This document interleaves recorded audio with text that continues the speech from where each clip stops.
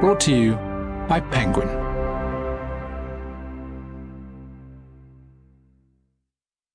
How Migration Really Works by Hein de Haas. Read by Matthew Spencer. Reader's Note. A lack of clear terminology is a major source of confusion about migration. It is therefore important to clarify a number of key concepts discussed in this book. First of all, this pertains to the term migration. Geographical mobility only counts as migration if it involves a change in habitual residence across administrative borders. Another important distinction is between internal or domestic and international migration, with the first implying a movement between municipalities, states, or provinces within countries, and the second, a change of residence across international borders. Immigration means people moving into a country from abroad, and emigration means residents moving out of a country. If people change residence across administrative borders for a certain period of time, in most administrative systems 6 to 12 months, this counts as migration irrespective of people's main migration motive. Based on this definition, a migrant is a person who lives in a place or country other than their place or country of birth. This book applies the category of international migrants only to the foreign-born. In debates on the subject, children and even grandchildren of migrants are commonly included in migrant populations.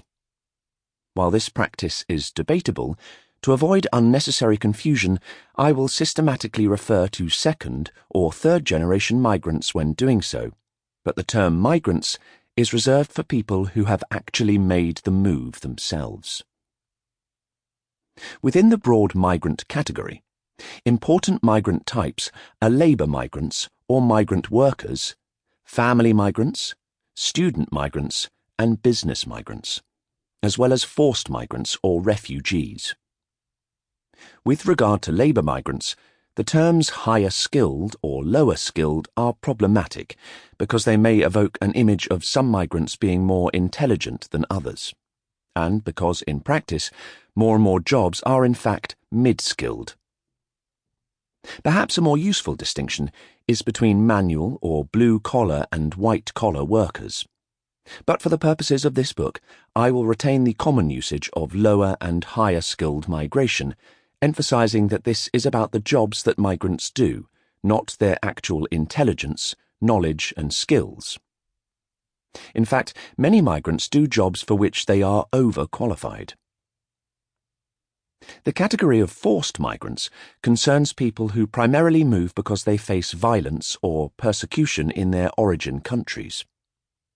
Although forced migrants are commonly referred to as refugees, an important legal distinction is that between asylum seekers and refugees. An asylum seeker is a person who has applied for refugee status and is still awaiting a decision on their recognition as a refugee. According to the 1951 United Nations Convention relating to the status of refugees, a refugee is a person who, owing to a well-founded fear of persecution for reasons of race, religion, nationality, membership of a particular social group or political opinions, is outside the country of his nationality and is unable, or owing to such fear, is unwilling to avail himself of the protection of that country.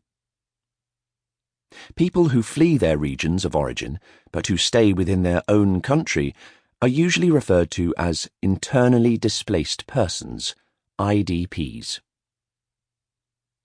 Another important source of confusion is between smuggling and trafficking.